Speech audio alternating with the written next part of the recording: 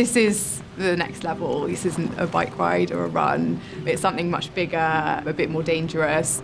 3,000 miles across the Atlantic Ocean in a very small boat. Why would anybody want to go ahead and do that? Less a case of why did I say yes, but there was just no saying no. When I was asked the question of, do you want to take on this challenge? My confidence to do something like that had never been there. But it comes down to believing in yourself that if I can do something like this, take on anything. When I told my wife I wanted to apply to do the challenge, she thought I was mad. I discussed it with my daughter, and she also thought I was mad. I then discussed it with my son, who thought it was a great idea. So I had a very mixed reaction from my family. But I think the more I've talked about it, they are very, very supportive now, and they're, actually, 100% behind me. 40, 45 days at sea. The journey that we're going to have to get there as well is super exciting. The accomplishment of saying I've rowed across the Atlantic Ocean is going to be pretty cool. We're down in Teignmouth. We've been learning the basics that we need to get across the ocean. Today has been sea survival, and we're about to go and jump in a pool just to prove we know what we're talking about now. And then next will be actually getting in the boat itself in a few weeks' time.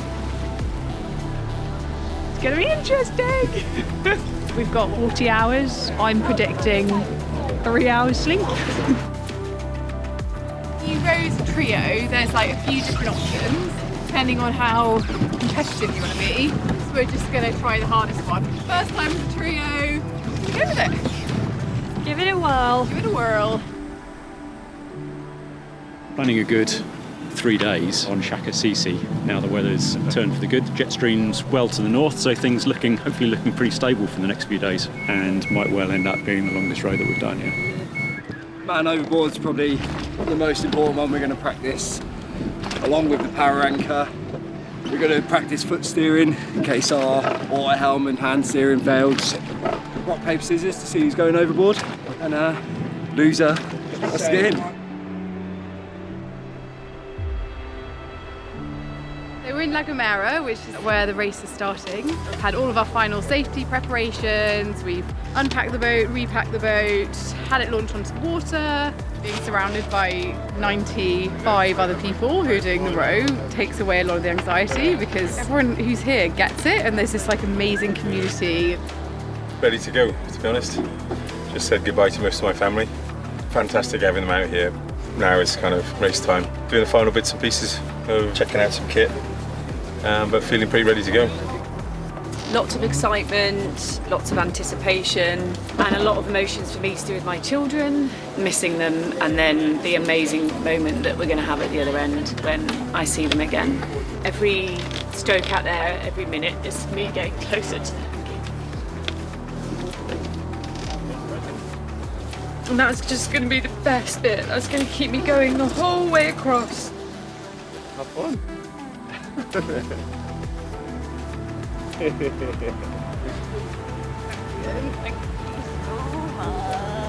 See you tomorrow. Yeah. Have a nice evening. Take care. We will. The fleet's final briefing. Everybody is gathering. Ian Couch, the Chief Safety Officer in the morning, will call us into the tent and hopefully tell us absolutely nothing has changed and things are proceeding in the way we were expecting. So, ladies and gentlemen, the world's toughest row, Atlantic 2023 race start is final and official. See you in the marina.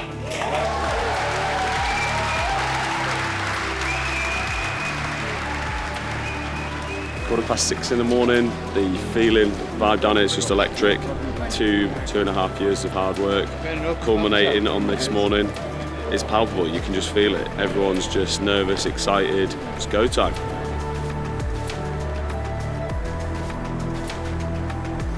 I'm feeling very confident with them, obviously quite emotional. Tried to hold it together for my goodbye, but they're an amazing team. I know that the tough bits will be far outweighed by the magic of the experience.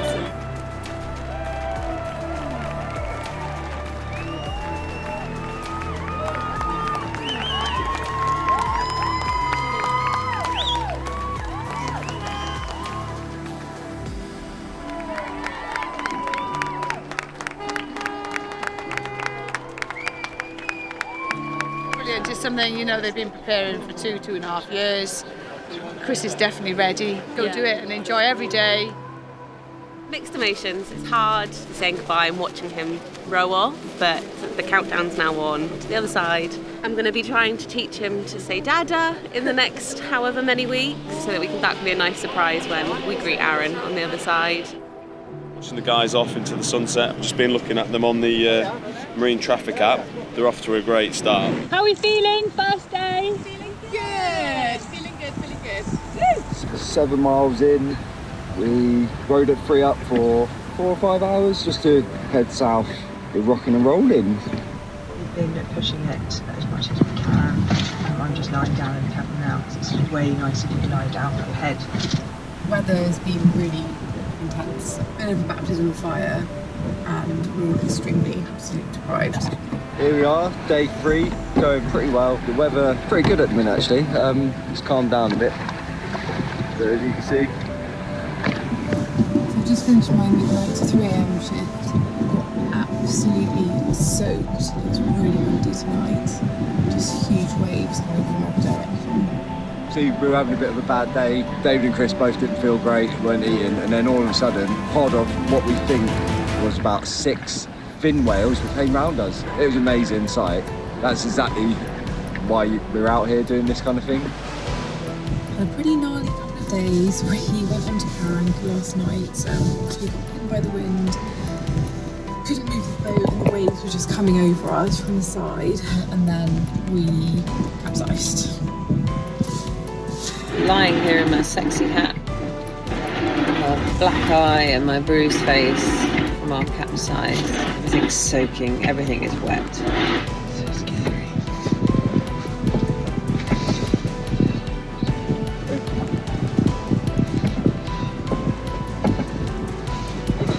Never experienced something like it in my life. So Hatty's on the oars. This is day 9, I think.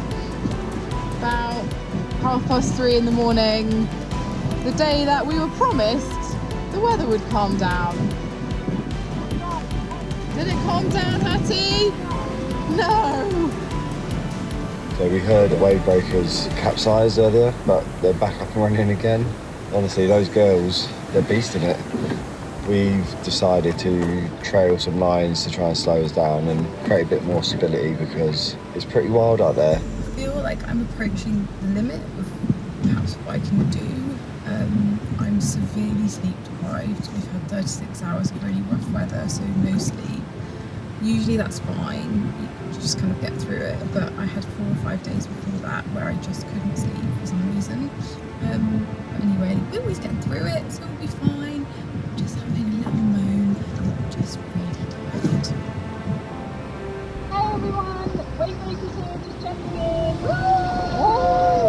We thought we'd say hi after what has been a very gruelling start to your race. We've had everything chucked at us and more. Capsize, broken steering, massive waves. It's been insane. We got through it and now today is a new day and we're feeling good. Hi, it's Chris here. Christmas Eve we jumped in and cleaned the boat off. That was fun.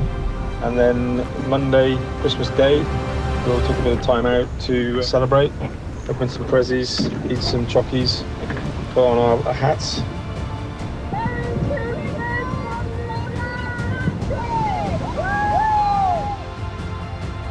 Day 17, and we've had a rough kind of last week, a lot of headwinds. Flags, as you can see, are going to the side. If we were going to Florida, we'd roll with it, but trying to go to Antigua. About to go clean the boat. Woohoo! We are in the Atlantic Ocean, and it's quite scary because it's very deep. Happy New Year from Shaka Cece. We are just on the 1st of January now. We spent the New Year absolutely sending it on the oars, and we are now in 4th place. Skip behind me, rowing away. Come on, skipper, keep it up! Okay, we're not telling anyone, but it's now the 4th of January and we've decided that we're going to try and get a world record. Day 29, we are 745 miles from Antigua. We've got a good following wind at the minute, so we are zooming along. We're looking at maybe 10 days now, 10, 11 days to get to Antigua. What day is it? My birthday. Woohoo! And are we feeling good? Feeling magical.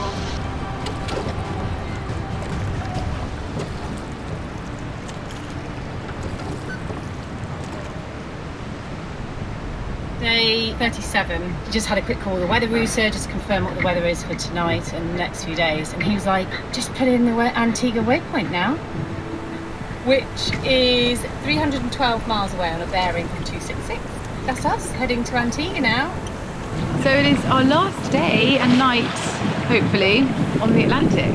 We're so excited to get to Antigua, see all of our friends and family, and enjoy the success of our crossing. We are about 9 miles from Antigua. In 2.5 years of work, preparation, and now it's going to all be over. That is Antigua. This whole thing is Antigua. We're rowing to Antigua. Oh, bye-bye Atlantic. It's been an absolute blast.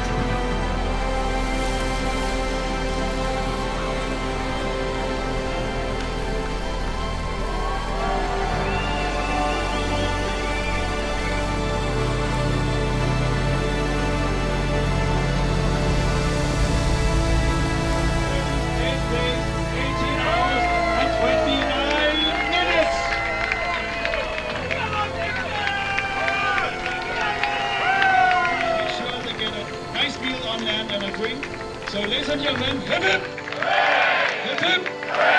Hip hip! We have a question on YouTube.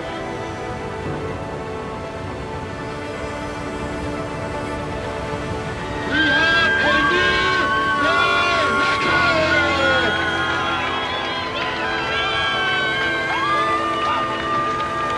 The fastest women's tour in history of ocean rowing on the Atlantic.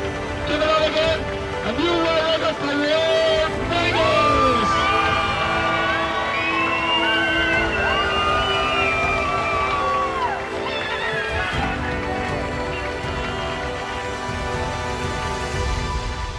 Women's trio in the history of ocean rowing with a time of 40 days, 10 hours and 51 minutes! We had a shaky start.